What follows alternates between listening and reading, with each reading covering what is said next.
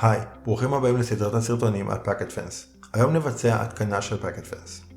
אז ראשית הורדתי את ה-ISO של פאקט פנס מהאתר של אינברס. מדובר בעצם באימייג' של לינוקס דביאן שעליו כבר מותקנת פאקט פנס. בחרתי את ה-host name ואת ה-domain name. בחרתי root password. בשלב הזה ההתקנה לקחה כחצי שעה, ומיד לאחר מכן קיבלנו את הטרמינל פרומפט. בסרטונים הבאים נתחבר לפאקט פנס באמצעות האדמין קונסול, נבצע את הקינפוג הראשוני ונעשה פעולות נוספות. זהו להפעם, נתראה בסרטון הבא. Hey, if you like this video, please subscribe to the channel and hit the like button for this video. Also hit the bell icon so you can get notifications about our new videos just as they come out. We'll see you next time.